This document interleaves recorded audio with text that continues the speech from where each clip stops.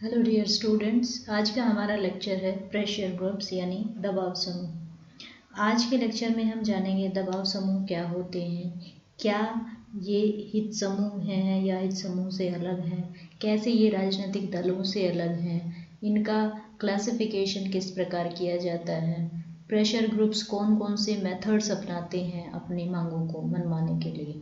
तो चलिए शुरू करते हैं आज का लेक्चर। प्रेशर ग्रुप आखिर होते क्या हैं, आइए जानते हैं।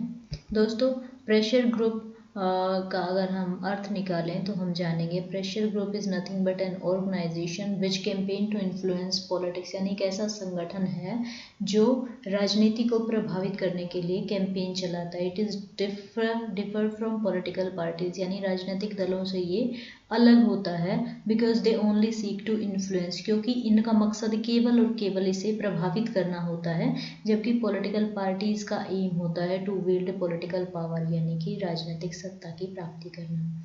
तो इसे मैं ज़्यादा आसान शब्दों में कहूँ तो दोस्तों, आपने देखा होगा कि हमारे कॉन्स्टिट्यूशन में जब प्रस्तावना शुरू होती है तो उसमें कुछ शब्द लिखे हैं, we the people of India, यानी जो रेफर करता है कि इंडिया में सत्ता का, पावर का जो स्रोत है वो कॉमन पीपल है, और इस सत्ता के स्रोत को, इस पावर का ट्रांसफ़र कॉमन पीपल से सरकार में करने के लिए यहाँ पर इलेक्शन किए जाते हैं। यानी इलेक्शन के दौरान जो जनता है वो अपने प्रतिनिधियों को मैंडेट देती है, अपना आदेश देती है, उन्हें बताती है कि उन्हें क्या काम करने हैं या उनसे क्या उम्मीदें करती है।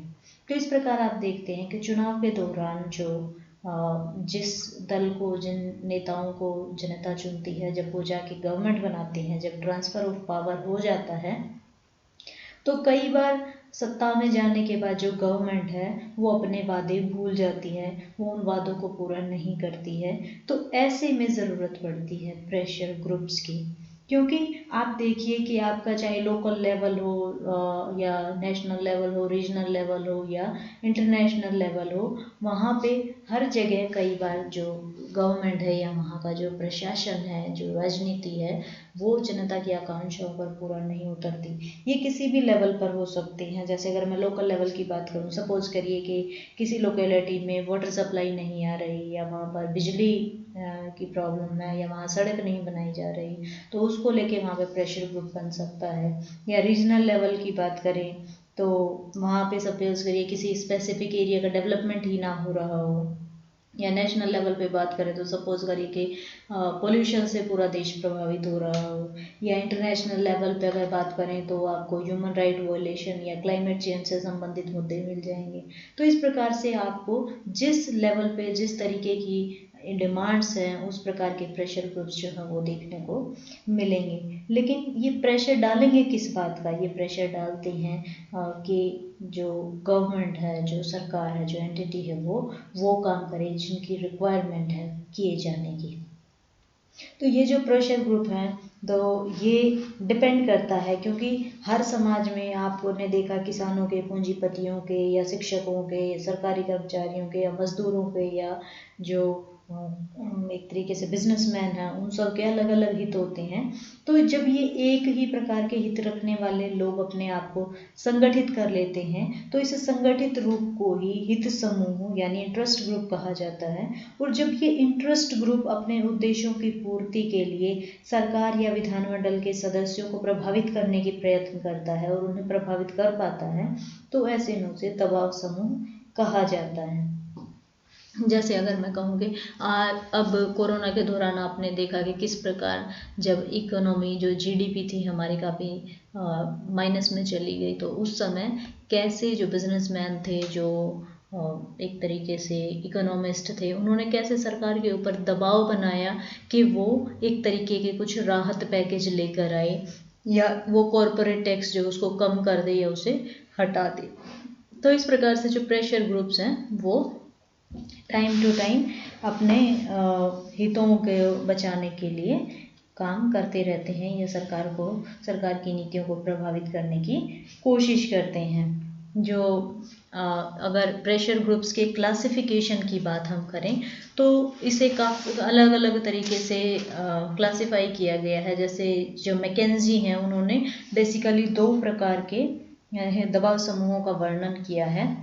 इन्होंने ये दो प्रकार बताए हैं, प्रोटेक्टिव और प्रमोटिव। प्रोटेक्टिव का मतलब है कि किसी एक पर्टिकुलर ग्रुप को जिनके समान हित हैं उनके हितों को प्रोटेक्ट करना, बचा के रखना। जैसे आप ट्रेड यूनियंस देखते हैं तो वो क्या करते हैं, वो उस ग्रुप के हितों की रक्षा की कोशिश करते हैं, प्रोटेक्ट करने की कोशिश करते हैं। या जैसे अभी आपने हाल ही में देखा कोरोना के दौरान जब बार बार स्टूडेंट्स के एग्ज़ाम लेने की बात हो रही थी, तो उस समय किस प्रकार जो स्टूडेंट्स के ग्रुप थे उन्होंने ऐसी महामारी में एग्ज़ाम ना लिए जाने गए सरकार से अपील की, और किस प्रकार वो कोर्ट तक गए और उन्होंने अपना पक्ष रखा कि अगर एग्ज़ाम किए भी जाएं तो इस महामारी का प्रभाव कम होने के बाद ऐसा किया जाना चाहिए। और यही कारण था कि सरकार को प्रेशर में आके या उनकी बात मानते हुए जो आपके फर्स्ट ईयर सेकेंड ईयर के स्टूडेंट्स हैं उनके जो एग्ज़ाम है वो उनको बिना एग्ज़ाम लिए उन्हें प्रमोट करना पड़ा। इसी प्रकार से जो प्रमोशनल की अगर मैं बात करूँ तो प्रमोशनल का मतलब है कि किसी स्पेसिफिक कोज को किसी स्पेसिफिक कारण से प्रमोट करना। जैसे कि मैंने यहाँ एग्जांपल दिया है पेटा का और होमलेस का, यानी इसका मतलब है कि जो पेटा वाले वो क्या करते हैं कि जो एनिमल्स हैं, एनिमल्स के खिलाफ किसी प्रकार की हिंसा ना हो, उनके अधिकारों को बचा के रखा जा सके, इसके लिए ये लोग संगठित हुए हैं और अपने इस संगठन के बल पर वो क्या करते हैं, नीतियों को प्रभावित करने की कोशिश करते हैं ताकि एनिमल फ्रेंडली लॉज जो हैं वो बनाए जा सके। या इसी प्रकार जो होमलेस लोग हैं, जो बेघर लोग हैं, उनकी रक्षा के लिए, उनके भले के लिए भी कुछ लोग जो हैं इस प्रकार के उनके हितों को प्रमोट करने के लिए कोशिश करते हैं। इसके अलावा इनसाइडर या आउटसाइडर ग्रुप्स में भी इनको बांटा जाता है। इनसाइडर या आउटसाइडर ग्रुप्स का जो वर्गीकरण है वो इस आधार पर किया जाता है कि इनकी पावर तक, एक्सेस पावर तक पहुंच कैसे है। अगर कुछ इंस्टीट्यूशंस हैं जो ऑलरेडी सरकार के ढांचे के अंदर काम करते हैं और उस आधार पर वो सरकार की नीतियों को प्रभावित कर पाते हैं तो उन्हें इनसाइडर ग्रुप्स में रखा जाता है। जबकि आउटसाइडर ग्रुप्स का मतलब ये है कि वो स्टेट के मशीनरी के अंदर तो नहीं है लेकिन वो बाहर से अपनी मांगे रखते हैं। यानी देखा जाएगा तो जो एक तरीके से आउटसाइडर ग्रुप्स में वो लोग आते हैं जो इंस्टीट्यूशनल ग्रुप्स में नहीं आते। अगर हम गैब्रियल आर्मेंट के अकॉर्डिंग इसका क्लासिफिकेशन देखें तो उन्होंने 4 प्रकार के ये जो प्रेशर ग्रुप समूह बताए हैं। सबसे पहले इन्होंने बताया है इंस्टीट्यूशनल या संस्थागत, यानी जो सरकार के ढांचे के अंदर जो आते हैं, जैसे कि आर्मी हो गया या आपके बिजनेस ग्रुप्स हो गए या आपके IAS IPS हो गए या आपके टीचर्स हो गए, ये कैसे, ये इंस्टीट्यूशनल ग्रुप्स हैं, ये पहले से किसी न किसी आधार पर संगठित हैं। दूसरा है एसोसिएशनल ग्रुप्स। एसोसिएशनल ग्रुप्स कौन से हैं, जो सिमिलर क्लास या सिमिलर पोजीशन के ऊपर बेस्ड ग्रुप्स होते हैं, वो एसोसिएशनल ग्रुप्स में आते हैं। जैसे आपके लॉयर्स का ग्रुप हो गया या टीचर्स एसोसिएशन हो गई या आपके इसी प्रकार के जो दूसरे एसोसिएशन, फार्मर एसोसिएशंस हो गई। तो नॉन एसोसिएशनल है तीसरा। नॉन एसोसिएशनल का मतलब है जैसे अगर मैं उदाहरण के बोलूँ तो आपने अभी कभी जाट आंदोलन देखा होगा या कभी पटेल आंदोलन देखा होगा या गुज्जर आंदोलन देखा होगा। तो ये सब क्या थे, किस लिए हो, ये एक तरीके के नॉन एसोसिएशनल ग्रुप्स थे, क्योंकि चाहे वो किसी भी प्रोफेशन से हों, किसी भी रिलीजन से हों, किसी भी एथनिक ग्रुप से हों, लेकिन बेसिकली वो किसके लिए काम कर रहे थे, एक जाति के लिए, जाट के लिए या पटेल के या गुज्जर के लिए। तो वो कहते थे नॉन एसोसिएशनल थे, किसी स्पेसिफिक प्रोफेशन से रिलेटेड नहीं थे। और लास्ट है एनोमिक। एनोमिक यानी अनाम समूह, यानी ये कैसे होते हैं, ये स्पॉन्टेनियस होते हैं। सपोज करिए जैसे निर्भया केस के दौरान क्या हुआ था, निर्भया केस के दौरान कुछ लोगों ने सरकार के ऊपर प्रेशर बनाया कि विमेन सेफ्टी के लिए कानून लाया जाए और जिसमें जो रेप के जो रेपिस्ट हैं उनको कड़ी से कड़ी सजा दी जाए। इसी प्रकार अगर कहीं पे बच्चों का शोषण होता है तो उसके खिलाफ जो कानून लाने की बात करते हैं, या इसी प्रकार के जो दूसरे कानून हैं उनके लिए अगर स्पॉन्टेनियसली कोई ऐसा प्रेशर ग्रुप बनता है तो उसे एनोमिक प्रेशर ग्रुप की श्रेणी में रखा जाता है। आइए अब देखते हैं कि प्रेशर ग्रुप्स जो हैं वो कैसे काम करते हैं। बेसिकली जो प्रेशर ग्रुप्स हैं वो जो कन्वेंशनल मेथड थे उनके वो था कि भाई लेटर लिख दिया गवर्नमेंट को, या मार्च निकाल दिया, या कोई पिटीशन दायर कर दी। और आज के टाइम में तो आप देखोगे तो इसमें कुछ डायरेक्ट एक्शंस भी शामिल हो गए हैं, जैसे लीगल स्टैंड हो गया, या मीडिया को अट्रैक्ट करके कुछ पिक्चर्स पोस्ट करना, सोशल मीडिया का यूज़ करना, या किसी चीज़ की सप्लाई को बंद कर देना, रोक देना। कई बार ये इलीगल भी हो जाता है, जैसे कई बार पटरियाँ उखाड़ देते हैं, यातायात को बाधित करते हैं। इस प्रकार की जो कार्यवाही है वो आपको देखने को मिलती है। इस प्रकार हम कह सकते हैं कि जो प्रेशर ग्रुप है वो कैसे काम करते हैं अपना, वो लॉबिंग के थ्रू काम करते हैं, यानी कि वो अपने लिए बार्गेनिंग करते हैं, कुछ जो ग्रुप बनाते हैं और एक तरीके से सरकार से लॉबिंग करने की कोशिश करते हैं, उनसे मोल भाव करने की कोशिश करते हैं। आपने नीरा राडिया का केस सुना होगा, या इसी प्रकार से आपने और दूसरी जो चीज़ें हैं वो इस बारे में सुनी होंगी। इसके अलावा जो ये प्रोपेगेंडा करते हैं, लेकिन प्रोपेगेंडा हालांकि नेगेटिव वर्ड है, लेकिन एक तरीके से आप इसको ऐसे ले सकते हैं कि ये लोगों में अवेयरनेस फैलाने की कोशिश करते हैं, ताकि ज़्यादा से ज़्यादा जनता जो है वो जागरूक हो और वो इन प्रेशर ग्रुप्स के साथ जुड़े और सरकार को प्रेशर में आकर वो जो कार्रवाई है इनके हित में करनी पड़े। इसके अलावा ये सोशल मीडिया का यूज़ करते हैं और मेन स्ट्रीम मीडिया से भी हेल्प लेते हैं। आइए देखते हैं कि पॉलिटिकल पार्टी और प्रेशर ग्रुप्स में क्या अंतर है। बेसिकली जो प्रेशर ग्रुप्स होते हैं वो नॉन पॉलिटिकल होते हैं, यानी ये कोई सरकार बनाने की इनकी तमन्ना नहीं होती, ये अपने प्रतिनिधियों को चुनकर विधानमंडल में भेजने की कोशिश नहीं करते हैं, उन्हें मंत्री नहीं बनाना चाहते, ये केवल और केवल अपने हितों का ध्यान रखना चाहते हैं। जबकि पॉलिटिकल पार्टी का सीधा पॉलिटिकल एजेंडा होता है, ये सरकार बनाने के पक्ष में होते हैं, सरकार बनाना इनका मुख्य उद्देश्य होता है। एक व्यक्ति जो है वो बहुत तरीके के प्रेशर ग्रुप्स ज्वाइन कर सकता है, यानी सपोज करिए एक व्यक्ति जो वर्किंग है, अगर मान लीजिए वो किसी टीचिंग जॉब में है लेकिन घर पे वो खेती भी करता है, या वो किसी पर्टिकुलर जाति से जुड़ा हुआ है, तो वो एक टाइम में बहुत सारे प्रेशर ग्रुप्स का सदस्य हो सकता है, अपने धर्म के आधार पे, अपनी जाति के आधार पे, अपनी क्वालिफिकेशन के आधार पे, या सरकार का हिस्सा होने ना होने के आधार पे, या किसी सोशल कॉज में पार्टिसिपेट करने के आधार पे।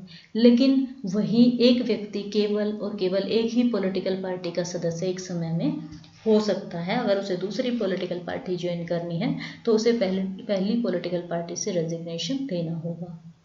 इसी प्रकार से जो प्रेशर ग्रुप है वो लीगल और इलीगल दोनों प्रकार के जो तरीके हैं वो यूज़ करता है। कई बार आपने सुना होगा कि कुछ प्रेशर ग्रुप्स हैं, कुछ बिजनेस हाउसेज हैं जो अपने फेवर में पॉलिसीज़ बनाने के लिए नेताओं को, विधायकों को एक तरीके से कह सकते हैं कि उन्हें रिश्वत देते हैं, या उनके चुनाव में फंडिंग करके उनसे बदले में अपना जो काम निकलवाने की कोशिश करते हैं, जिसे कि लीगल नहीं कहा जा सकता। जबकि जो पॉलिटिकल पार्टी है वो कोशिश करती है कि वो लीगल और कॉन्स्टिट्यूशनल चीज़ों का प्रयोग करे, इन साधनों का प्रयोग करे और तब सत्ता में पहुँचे, सत्ता तक जाए। तो इस प्रकार से आपने देखा जो हित समूह है वो बेसिकली उसको जो दबाव समूह से काफ़ी नामों से जाना जाता है। आप इसको हित समूह कह सकते हैं, आप इसे एनजीओ कह सकते हैं, आप इसे लॉबी कह सकते हैं, आप इसे अनौपचारिक गुट कह सकते हैं, या इसी प्रकार से और भी कोई नाम दे सकते हैं। और ये जो नाम है बेसिकली इसमें जो प्रेशर ग्रुप है, प्रेशर देखने में लगता है कि जैसे बहुत ही ज़्यादा दबाव डालता हो या एक नेगेटिव सी फीलिंग आती है, लेकिन एक्चुअली ये इतना नेगेटिव है नहीं। अगर इसे देखा जाए तो वैसे इसे सिविल तरीके से, एक तरीके से हम कह सकते हैं कि इसका नाम हमें सिविल सोसाइटी ऑर्गेनाइजेशन के तौर पर लेना चाहिए। यानी ये समाज की इमीडिएट जो समस्याएं हैं जिन पर सरकार फोकस नहीं करना चाहती है, जहां पॉलिटिकल पार्टी अपने आप को असहाय फील करती हैं, उनमें ये योगदान देता है। अब आप कहेंगे पॉलिटिकल पार्टी असहाय कैसे फील करती हैं जबकि उनके हाथ में पावर होती है।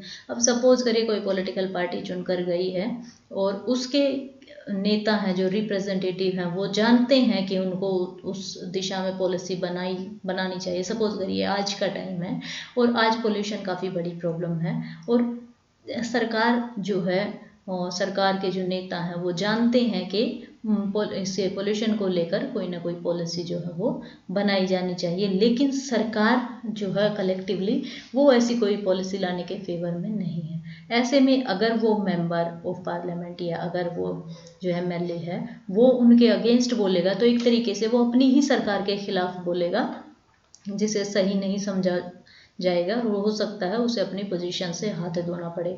तो ऐसे में वो क्या करेगा, ऐसे में वो चुप करेगा। लेकिन अगर प्रेशर ग्रुप्स होंगे तो ऐसे में वो क्या करेंगे, वो सरकार को प्रेशराइज कर सकते हैं और ऐसे में वो जो पॉलिसी नहीं बनने वाली थी वो पॉलिसी बनवा सकते हैं। तो इस प्रकार जो प्रेशर ग्रुप्स हैं वो एक तरीके से हित समूह ही हैं, लेकिन हित समूह और प्रेशर ग्रुप में अंतर केवल इतना है कि जब तक ये इंटरेस्ट ग्रुप इकट्ठा रहते हैं वो हित समूह है, और जब वो प्रेशर डालने की पोजीशन में आ जाते हैं, जब वो एक्चुअली प्रेशर डालते हैं तो वो प्रेशर ग्रुप्स बन जाते हैं। और क्योंकि इनका कोई पॉलिटिकल एजेंडा नहीं होता, ये राजनीतिक सत्ता प्राप्त नहीं करना चाहते हैं, तो इसलिए इन्हें राजनीतिक दलों से अलग समझा जाता है।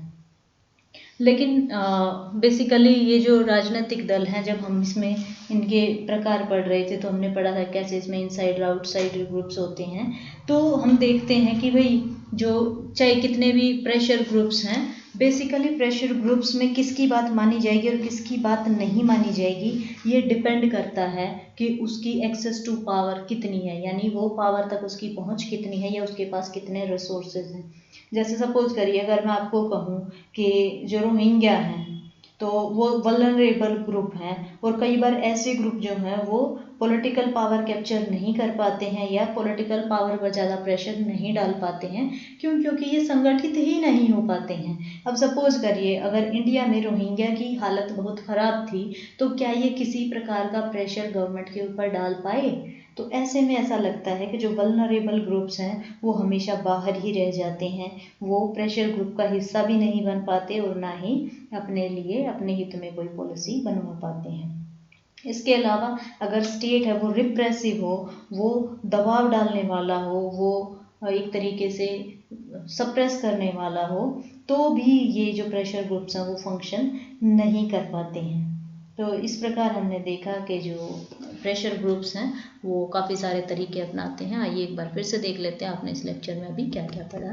सबसे पहले हमने देखा प्रेशर ग्रुप्स होते क्या हैं, प्रेशर ग्रुप के जो क्लासिफिकेशन है वो क्या क्या है, और फिर हमने देखा प्रेशर ग्रुप्स कौन कौन से तरीके अपनाते हैं अपने कामों को करवाने के लिए। इसके बाद हमने प्रेशर ग्रुप्स और पॉलिटिकल पार्टीज़ के बीच में क्या अंतर है वो देखा। फिर हमने देखा कि जो प्रेशर ग्रुप्स हैं कैसे वो लोकतंत्र को जीवित रखते हैं, कैसे वो उन कामों को करवाते हैं जिनको पॉलिटिकल पार्टी सत्ता में पहुंचने के बाद इग्नोर करती हैं या नहीं करना चाहती हैं। तो और इस प्रकार से हमने देखा कि कैसे ये हालांकि देखा जाए तो डेमोक्रेसी को ज़्यादा इंक्लूसिव बनाते हैं, ज़्यादा ग्रुप्स के हितों को रिप्रेजेंट करते हैं, लेकिन उसके बावजूद भी समाज में कोई ना कोई वर्ग, कोई ना कोई वल्नरेबल ग्रुप ऐसा रह जाता है जो ऐसा प्रेशर ग्रुप नहीं बना पाता और उसके हित जो है वो पीछे रह जाते हैं। तो दोस्तों ये था हमारी आज की प्रेजेंटेशन, और इस प्रेजेंटेशन में ये मार्गरेट मीड जो कि एंथ्रोपोलॉजिस्ट थी, इनकी काफ़ी अच्छी स्टेटमेंट है जो आपको काफ़ी प्रेरित करेगी। इसमें इन्होंने बड़े सही शब्दों में कहा है कि never doubt that a small group of thoughtful committed people can change the world, Indeed it is the only thing that ever has. यानी कि आप ये ऐसा मत सोचिए कि एक छोटा सा ग्रुप जो कि थॉटफुल है, कमिटेड है और जो चेंज को बदलना चाहता है, जो वर्ल्ड को चेंज करना चाहता है, वो ऐसा नहीं कर सकता, बल्कि ऐसे छोटे ग्रुप ही, थॉटफुल ग्रुप ही, कमिटेड ग्रुप ही ऐसा करते हैं। ये थी हमारी आज का लेक्चर। धन्यवाद।